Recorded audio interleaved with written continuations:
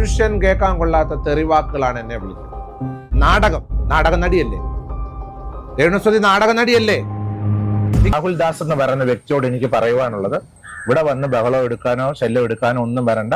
രേണുസുതി ഒരു രോഗിയാണ്. ഇവിടെ വന്ന് അങ്ങനെ എന്തെങ്കിലും ഇനി ആ പെൺകുട്ടിയെ ആക്ഷേപിക്കുന്ന വീഡിയോ പുള്ളിക്കാരൻ ഇടുവാണെങ്കിൽ നിയമ നടപടികളുമായിട്ട് ഞങ്ങൾ മുന്നോട്ട് പോകാൻ തന്നെയാണ് തീരുമാനിക്കുന്നത്. എന്റെ കൂടെ ഒരു തീരുമാനം. രാഹുൽ ദാസ് കൂടുതലൊന്നും നല്ലതാകാൻ ശ്രമിക്കണ്ട. നമുക്കറിയാം കാര്യങ്ങൾ. ആരും നല്ലതാണെന്ന് ശ്രമിക്കേണ്ട. രാഹുൽ ദാസിന്റെ ഒരു വെടിക്കുള്ളതൊക്കെ ഉണ്ട്.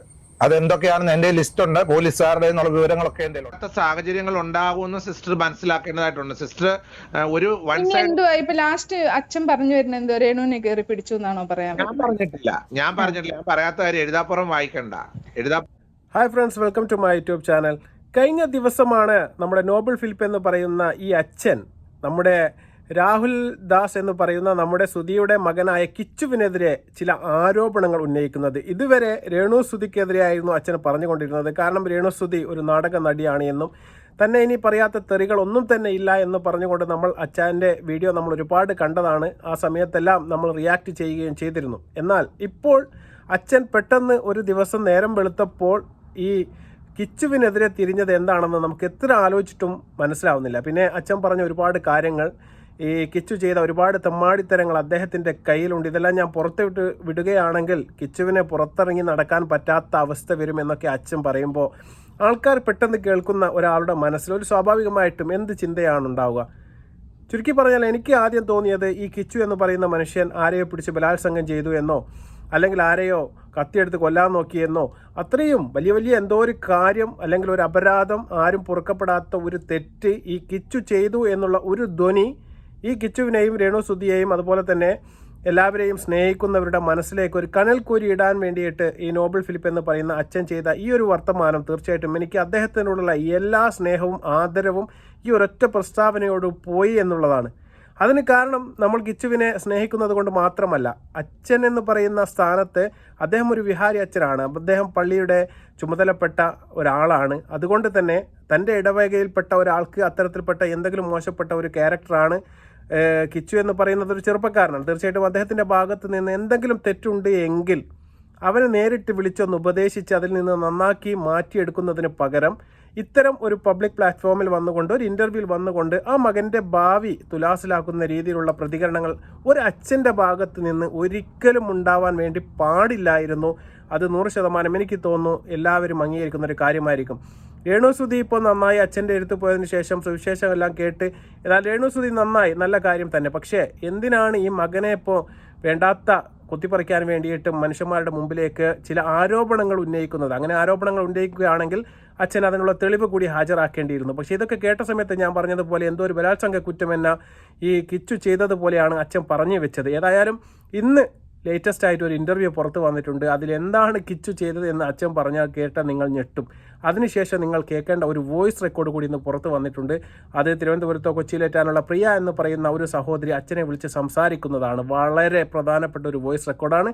ഞാൻ എൻ്റെ വീഡിയോൻ്റെ അവസാനം അത് കൊടുക്കുന്നുണ്ട്. അതിന് മുന്നേ അച്ഛൻ ഇന്ന് കൊടുത്ത ഇൻ്റർവ്യൂവിലെ പ്രധാനപ്പെട്ട എന്ത് തെറ്റാണ് നമ്മുടെ കിച്ചു ചെയ്തത് എന്നതിനെക്കുറിച്ച് പറയുന്നുണ്ട്. നമുക്ക് കേൾക്കാം. ഈ കഴിഞ്ഞ 2024 ക്രിസ്തുമസിന് ഈ രാഹുൽ ദാസും ഇദ്ദേഹത്തിന്റെ 3 സുഹൃത്തുക്കളും എന്റെ വീടിനോട് ചേർന്നുള്ള വീടാണല്ലോ അവർക്ക് കൊടുത്തിരിക്കുന്ന വസ്തു.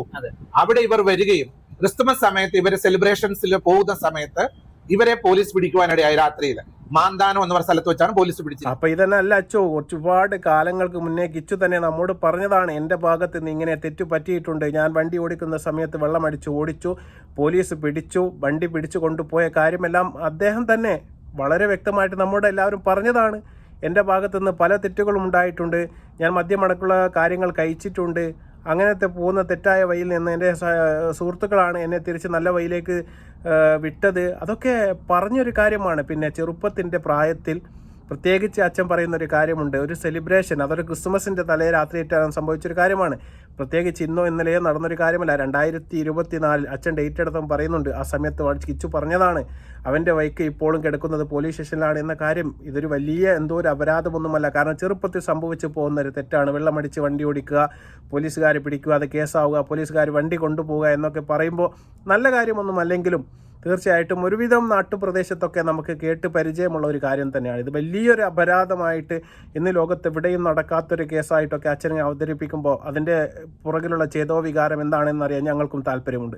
ഏതായാലും ബാക്കി പറയാം. കോണ്ടന്റ് ക്രിയേറ്റേഴ്സ് ആണല്ലോ എനിക്ക് എഗനസ്റ്റ് ആയിട്ട് പറയുന്നത്. തൃക്കൊടിത്താനം പോലീസ് സ്റ്റേഷനുമായിട്ട് രാഹുൽ ദാസ് ഓടിച്ച വാഹനം എന്തുകൊണ്ട് പോലീസ് വിട്ടുകൊടുക്കുന്നില്ല എന്നുള്ള കാര്യം ഈ കോണ്ടന്റ് ക്രിയേറ്റേഴ്സ് ആയിട്ടുള്ള എന്നെ എതിരായിട്ട് റിയാക്ട് ചെയ്തുകൊണ്ടിരിക്കുന്നവര് ഞാൻ പറഞ്ഞു, പല കാര്യങ്ങൾ എനിക്ക് അറിയാമെന്ന് പറഞ്ഞു. ഞാൻ ഒരെണ്ണമേ ഇപ്പൊ പറയുന്നുള്ളൂ, ഒറ്റ കാര്യമേ ഇപ്പൊ പറഞ്ഞുള്ളൂ. ഈ 3 സുഹൃത്തുക്കളെ പോലീസ് പിടിച്ചു നിർത്തുന്നു, ഇവരവിടെ ചെല്ലുന്നു, ഇവര് പോലീസിന്റെ മുമ്പിൽ എഴുതി വെക്കുന്നു, കോടതികളിൽ അവർക്ക് വേണ്ട പേയ്മെന്റുകളൊക്കെ കോടതിയിൽ ഫൈൻ കെട്ടിവെക്കുന്നു, ഈ വാഹനം അവിടെ ഇരിക്കുന്നു. ഇതുവരെ ഈ ബൈക്ക് അവർ എടുത്തോണ്ട് പോകാൻ ഇപ്പോൾ 2 വർഷമായി. ഇന്ന് വരെ ആ ബൈക്ക് എടുത്തോണ്ട് പോകാൻ രാഹുൽ ദാസ് അതിനുവേണ്ടി മുൻകൈ എടുക്കുന്നില്ല. എന്തുകൊണ്ട്? അതൊരു ചോദ്യമാണല്ലോ. ഞാൻ അവന് പ്രോപ്പർട്ടി എഴുതി കൊടുത്ത കാരണത്താൽ തൊട്ടടുത്ത വീടാണ് പോലീസ് എന്നെ മേൽ അന്വേഷണം വെച്ചു. അപ്പോൾ ഇടവകയിലെ അച്ഛനെ വിളിച്ച് ചോദിച്ചു എന്താണ് കേസ് എന്ന് ചോദിച്ചു. അതിനുശേഷം അവർ അവിടെ എഴുതി കൊടുത്തു എന്നാണ് പറയുന്നത്. അങ്ങനെയാണ് ഒരു തെറ്റ് ചെയ്ത് അവിടെ പോയി കഴിഞ്ഞാൽ തീർച്ചയായിട്ടും അതിൻ്റെ ഫൈന് കെട്ടേണ്ടതായിട്ട് വരും അച്ഛാ. അത് നമ്മൾക്ക് എല്ലാവർക്കും അറിയാം, വണ്ടി ഓടിക്കുന്ന ആൾക്കാർക്ക് എല്ലാം അറിയാൻ വേണ്ടി സാധിക്കും. പിന്നെ എന്തുകൊണ്ടാണ് ബൈക്ക് കിട്ടുന്നില്ല, എന്തുകൊണ്ടാണ് ബൈക്ക് അവിടെ നിന്ന് തിരിച്ചെടുക്കാൻ വേണ്ടിയിട്ട് പോകുന്നില്ല എന്നൊക്കെ പറഞ്ഞാൽ ആ സമയത്ത് എന്തെങ്കിലും ചില കഞ്ചാവോ അങ്ങനെയുള്ള എന്തെങ്കിലും രാസവസ്തുക്കളൊക്കെ ഇവരുടെ കയ്യിൽ നിന്ന് പിടിക്കപ്പെട്ട് കഴിഞ്ഞാൽ ആ വണ്ടി ഇങ്ങ് മോചിപ്പിച്ചെടുക്കുക എന്ന് പറയുന്നത് അത്ര രസമുള്ള അല്ലെങ്കിൽ ഫ്രീ ആയിട്ടുള്ള ഒരു കാര്യമല്ല. അതിന് ചെറിയ നിയമ തടസ്സങ്ങളൊക്കെ ഉണ്ട് എന്ന് മനസ്സിലാക്കുന്നത് കൊണ്ട് തന്നെയാണ് നമ്മുടെ കിച്ചു എന്ന് പറയുന്ന രാഹുൽ ദാസും അതുപോലെ തന്നെ കമ്പനിക്കാരും ആ വണ്ടിക്ക് നേരെ പോകാത്തത് എന്ന് തന്നെയാണ് ഞാൻ മനസ്സിലാക്കുന്നത്. ഇതാണ് അച്ഛൻ പറയുന്ന വലിയ ഒരു കാര്യമെന്ന് എനിക്ക് തോന്നുന്നു. സത്യം പറയാലോ അച്ഛൻ്റെ ഒരു വർത്തമാനം കേട്ടപ്പോൾ ഞാനൊക്കെ വിചാരിച്ചത് ഞാൻ പറഞ്ഞതുപോലെ എന്തോ ഒരു വലിയ ബലാത്സംഗം പോലുള്ള എന്തോ നമ്മൾ കേട്ടാൽ ഞെട്ടുന്ന കേരളം കാതോർക്കുന്ന എന്തോ ഒരു വലിയ സംഭവമാണ് അച്ഛൻ വന്ന് പറയാൻ പോകുന്നത് എന്നാണ് അച്ഛൻ്റെ ഈ വർത്തമാനം കേട്ടപ്പോൾ തീർച്ചയായിട്ടും വിചാരിച്ചത്. ഇത് പണ്ട് ഏതോ ഒരു കാലത്ത് എല്ലാ ചാനലുകളിലും ഇൻ്റർവ്യൂകളിലും വന്നിട്ട് കിച്ചു അടക്കം പറഞ്ഞൊരു കാര്യമാണ് അച്ഛൻ വീണ്ടും വീണ്ടും ആവർത്തിക്കുന്നത്. ഇതിലൊരു പുതുമയും ഞങ്ങൾക്കാർക്കും തോന്നില്ല. ഇനി ഞാൻ പറഞ്ഞതുപോലെ പ്രധാനപ്പെട്ട ഒരു വോയിസ്, ആ സ്ത്രീയുടെ വോയിസിൽ ആ സ്ത്രീ ചോദിക്കുന്ന ഒരൊറ്റ ചോദ്യമുണ്ട്. ആ ചോദ്യം കേട്ടാൽ നിങ്ങൾ ഞെട്ടും. കിച്ചു എന്താ രേണുസുതിയെ കയറി പിടിച്ചോ എന്ന് പച്ചക്ക് ആ സഹോദരി അച്ഛനോട് ചോദിക്കുന്നു. അച്ഛൻ പറയുന്ന മറുപടി തീർച്ചയായിട്ടും നിങ്ങൾ ഈ വോയിസ് അവസാനം വരെ കേൾക്കണം. ഹലോ, ഇത് മറ്റേ അച്ഛനല്ലേ? ആരാ ഇത്? ഞാൻ തൃശ്ശൂരിൽ നിന്നാണ് വിളിക്കുന്നത്. അച്ഛോ, എനിക്ക് അച്ഛനോട് ഭയങ്കര ബഹുമാനമാണ്. ആരാ സംസാരിക്കുന്നത്? എനിക്ക് ആളിനെ മനസ്സിലായില്ലല്ലോ. ഞാൻ തൃശ്ശൂരിൽ നിന്നാണ് വിളിക്കുന്നത്. എന്റെ പേര് പ്രിയ എന്നാണ്. അച്ഛോ, ഞാനൊരു കാര്യം ചോദിച്ചോട്ടെ? ആരാ? എനിക്ക് ആളിനെ മനസ്സിലാവുന്നില്ലല്ലോ. ഞാൻ അച്ഛന്റെ നമ്പര് കിട്ടിയിട്ട് അച്ഛനെ വിളിച്ചതാ. എനിക്ക് മനസ്സിലായില്ല. എവിടുന്ന വിളിക്കുന്നത്? എന്താ വിളിക്കുന്ന കാര്യം? തൃശ്ശൂരിൽ നിന്നാണ് ഞാൻ വിളിക്കുന്നത്. അപ്പൊ അച്ഛൻ എന്നെ അറിയത്തില്ല, ഞാൻ അച്ഛനെ വിളിച്ചെന്നേ ഉള്ളൂ. എന്തായിരുന്നു മാറ്റർ? അച്ഛനൊക്കെ ഞങ്ങൾ ബഹുമാനിക്കുന്ന ആൾക്കാരായിരുന്നു. എന്ത് പറ്റി ഇപ്പൊ? ഞാൻ എന്ത് ബഹുമാനത്തിന്? ഞാൻ ഒരു കാര്യവും ആരോടും ഒരു കാര്യവും ഞാൻ ചെയ്യുന്ന ആളല്ലല്ലോ. ബഹുമാനം കുറയ്ക്കത്തെ പോലെ. അച്ഛൻ ഇപ്പോഴും ബഹുമാനമുണ്ട്, ഇപ്പോഴും ഉണ്ട്. ഇപ്പോഴും ബഹുമാനം ഉള്ളത് കൊണ്ടാണ് അച്ഛനെ ഒന്ന് വിളിച്ച് ചോദിക്കുന്നത്. ചോദിച്ചോളൂ. അച്ഛോ, എന്തിനാ അച്ഛോ? പാവല്ലേ കൊച്ച്, അങ്ങനെ പറയാൻ പാടുണ്ടോ? ആര് പാവല്ലേ? കിച്ചുവിന്റെ കാര്യമാണ് പറയുന്നത്. ഞാൻ രാഹുൽ ദാസിനെ പറ്റി മോശമായിട്ട് ഒരു കാര്യവും പറഞ്ഞിട്ടില്ല. പറയാൻ തുടങ്ങി കഴിഞ്ഞാൽ നിൽക്കാനൊക്കാത്ത പോലെ പറയേണ്ടി വരും. പക്ഷെ എനിക്ക് പറയേണ്ട ആവശ്യമില്ല. പറയിപ്പിക്കുകയാണ് സോഷ്യൽ മീഡിയയിൽ എന്നെ കൊണ്ട്. അച്ഛോ, ഇനി ആ കൊച്ചായി 11 വയസ്സ് തൊട്ട് 20 വയസ്സ്, ഓക്കെ, ആ ഒരു കാലഘട്ടത്തിൽ ചെയ്ത തെറ്റ് നമ്മള് തിരുത്തി കൊടുക്കേണ്ട ഒരാളല്ലേ? ഞാൻ ചോദിച്ചത് ആ കുട്ടി ചെയ്ത തെറ്റ് എന്താണെന്നുള്ളത്. എനിക്ക് ഒരാളുടെ തെറ്റിനെ പറ്റിയല്ല ഞാൻ അവിടെ പറയാനിടയായത്. ഇവിടെ വന്ന് ഇപ്പൊ ഈ പോലീസ് സ്റ്റേഷനിൽ നിന്ന് വന്ന എൻക്വയറികൾക്ക് എനിക്ക് ഉത്തരം കൊടുക്കേണ്ടതായിട്ട് വന്നിട്ടുണ്ട്. ഞാൻ സ്റ്റേറ്റ്മെന്റ് കൊടുക്കേണ്ടതായിട്ട് വന്നിട്ടുണ്ട്.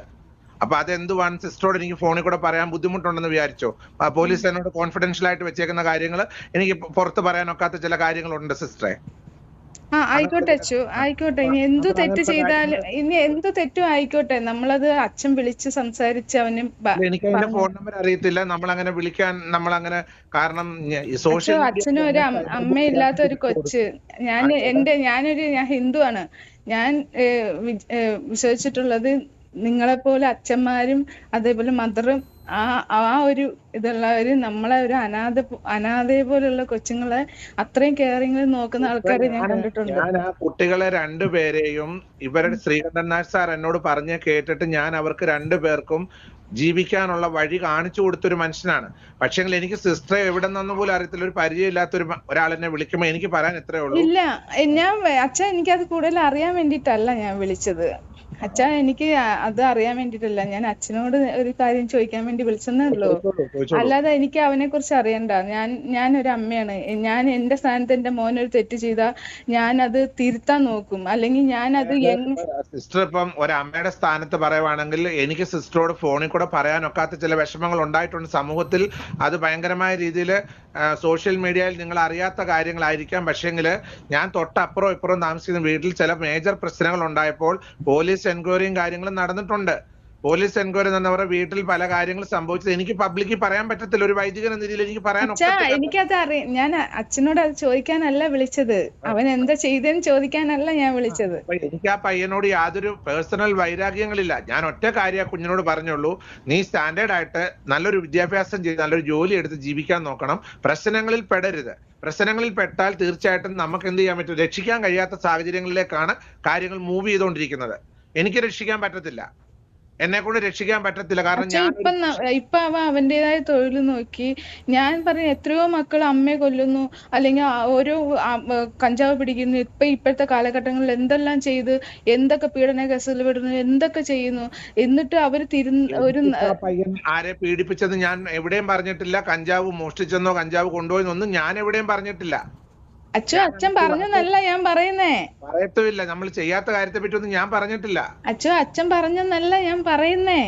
പിന്നെ എങ്ങനെയാ സിസ്റ്റർ എന്നെ അല്ല, ഞാൻ പറയുന്നത് അങ്ങനെയുള്ള പിള്ളേരും നമ്മുടെ ഇവിടെ ഇപ്പോഴത്തെ സിറ്റുവേഷനിൽ ഉണ്ട്.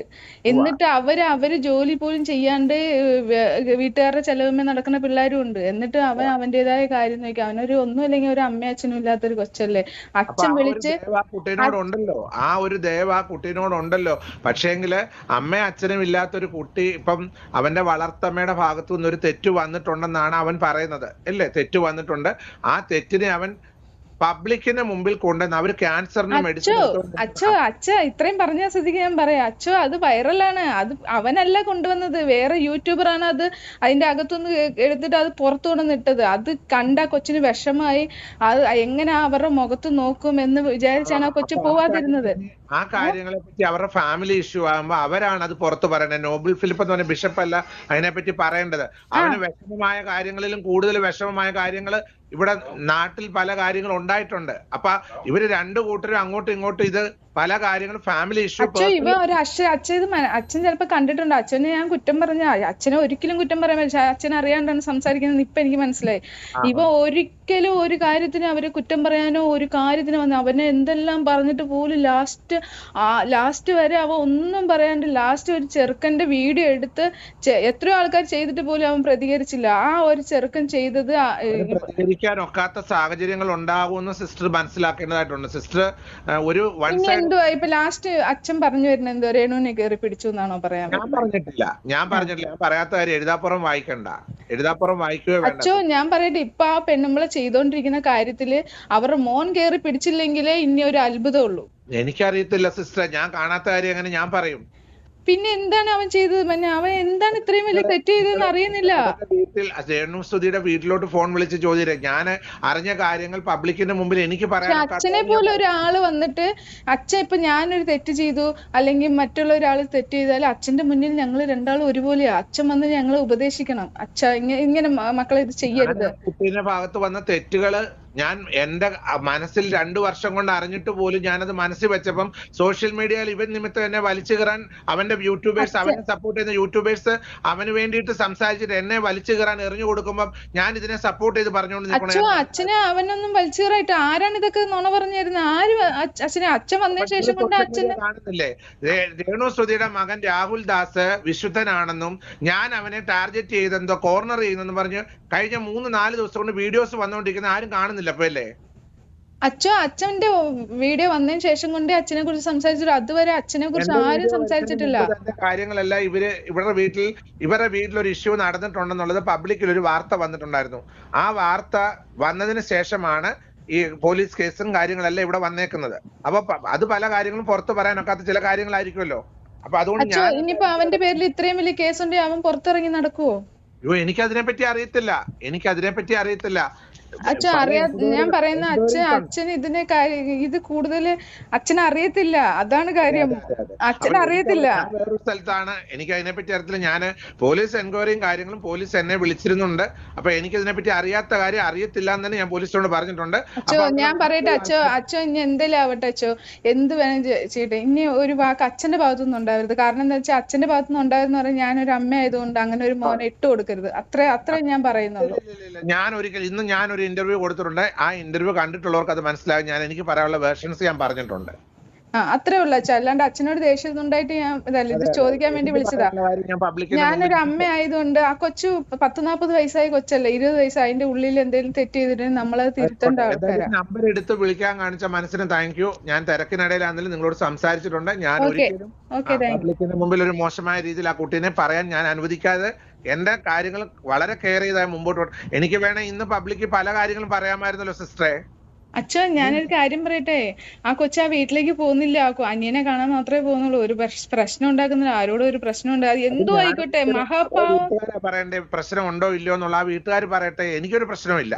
അവര് തന്നെയാണ് അച്ഛാ ഈ വീട്ടിലുണ്ടാവുന്ന എല്ലാ കാര്യവും എടുത്തിട്ട് ഓരോരുത്തരുടെ കൈ കൊടുത്തു ഓരോന്ന് ഈ പബ്ലിസിറ്റി ആക്കുന്നത് അവര് തന്നെ. അച്ഛനത് അറിയാത്തതുകൊണ്ടായിരിക്കും. അച്ഛനെ ഒരു വെടിക്ക് എന്റെ കയ്യിലുണ്ട് എന്നൊക്കെ പറഞ്ഞ അച്ഛന്റെ വോയിസ് തീർച്ചയായിട്ടും നിങ്ങളെല്ലാവരും കേട്ട് കാണും. എന്താണ് കിച്ചു ചെയ്ത തെറ്റ് എന്ന് വളരെ വ്യക്തമായിട്ട് അച്ഛൻ പറഞ്ഞു കഴിഞ്ഞു. നിങ്ങളാരും ചിന്തിക്കുന്നത് പോലെ മോശപ്പെട്ട ഒന്നും അദ്ദേഹത്തിൻ്റെ ഭാഗത്ത് നിന്ന്, കിച്ചുവിൻ്റെ ഭാഗത്ത് നിന്ന് ഉണ്ടായിട്ടില്ല. വാഹനം ഓടിക്കുന്നത് മദ്യപിച്ച് അത് തെറ്റ് തന്നെയാണ്. അതിൻ്റെ കാരണത്താൽ വണ്ടി പിടിച്ച് അകത്തിട്ടിട്ടുണ്ട്. ആ വണ്ടി ഇറക്കാൻ വേണ്ടി കിച്ചു ഇതുവരെ പോയിട്ടില്ല. അതുമായി ബന്ധപ്പെട്ട ഒരു കേസിൻ്റെ കാര്യമാണ് അച്ഛൻ ഇങ്ങനെ വലിയൊരു സംഭവമാക്കി പറയുന്നത് എന്നുള്ളത് ഒരു നിസ്സാരവൽക്കരിക്കുകയല്ല. പക്ഷേ അതായിരുന്നു അച്ഛൻ ഈ രേണു സുധിക്ക് വേണ്ടിയിട്ട് ഇപ്പോൾ കിച്ചുവിനെ മോശമാക്കാൻ വേണ്ടിയിട്ട് വന്നിരിക്കുന്നത്. തീർച്ചയായിട്ടും ഞാൻ പറഞ്ഞതുപോലെ അച്ഛൻ എന്ന് പറയുന്ന സ്ഥാനത്തിനൊരു മഹിമയുണ്ട്. അച്ഛൻ അത്തരത്തിൽപ്പെട്ട ഒരു ചെറുപ്പക്കാരനെ കണ്ടു കഴിഞ്ഞാൽ തീർച്ചയായിട്ടും വിളിച്ചിരിപ്പിച്ച് ഇന്ന തെറ്റുകൾ മോൻ ചെയ്യരുത് എന്നും, കാരണം ഒരു അച്ഛനും അമ്മയും ഇല്ലാത്തൊരു കുട്ടിയാണ്, ആ കുട്ടിയെ നിർവഹിക്ക് നടത്തേണ്ട ഉത്തരവാദിത്തം ഇടവകയിലെ അച്ഛനായ നിങ്ങൾക്ക് കൂടി ഉണ്ടായിരുന്നു. പക്ഷെ അത് നിങ്ങൾ മറന്നു. ഇപ്പോൾ നിങ്ങളുടെ റീച്ചിനും നിങ്ങളുടെ വേണ്ടപ്പെട്ട ചില ആൾക്കാർക്കും വേണ്ടിയിട്ട് ആ ചെറിയ ഒരു മകനെ എന്ന് വേണമെങ്കിൽ നമുക്ക് ചെറിയ മകനെ എന്ന് വേണ്ടി പറയാം, അദ്ദേഹത്തെ നിങ്ങൾ മോശക്കാരനാക്കാൻ വേണ്ടി ആർക്ക് വേണ്ടിയാണോ ശ്രമിക്കുന്നത്, അത് മോശപ്പെട്ട ഒരു കാര്യമാണ്. അച്ഛനോടുള്ള ബഹുമാനം നിലനിർത്തിക്കൊണ്ട് പറയട്ടെ, ഒരിക്കലും അച്ഛനിപ്പോൾ സഞ്ചരിക്കുന്ന വഴി അത് നല്ലൊരു വഴിയല്ല. ഇതിന് മുന്നേ അച്ഛന് കേട്ട ചീത്തയും അച്ഛനെ നാട്ടിച്ചതുമെല്ലാം അച്ഛൻ്റെ വായിൽ നിന്ന് തന്നെ ഞങ്ങളെല്ലാവരും കേട്ടതാണ്. അത് അച്ഛനും മറക്കാൻ വേണ്ടി പാടില്ല. ഏതായാലും ഈ വീഡിയോ കണ്ടതിന് ശേഷം നിങ്ങളുടെ അഭിപ്രായങ്ങൾ എന്താണ്, നിങ്ങളുടെ എല്ലാം കമൻറ്റായിട്ട് രേഖപ്പെടുത്തുക. ഈ ചാനൽ ഇഷ്ടപ്പെടുകയാണെങ്കിൽ ലൈക്ക് ചെയ്യുക, ഷെയർ ചെയ്യുക, അതുപോലെ തന്നെ ഹൈപ്പ് കൂടി കൊടുത്ത് കാണാൻ വേണ്ടി ശ്രമിക്കുക. അപ്പോൾ മറ്റ് വീഡിയോയുമായി വരുന്നവരെ നന്ദി, നമസ്കാരം, ബൈ.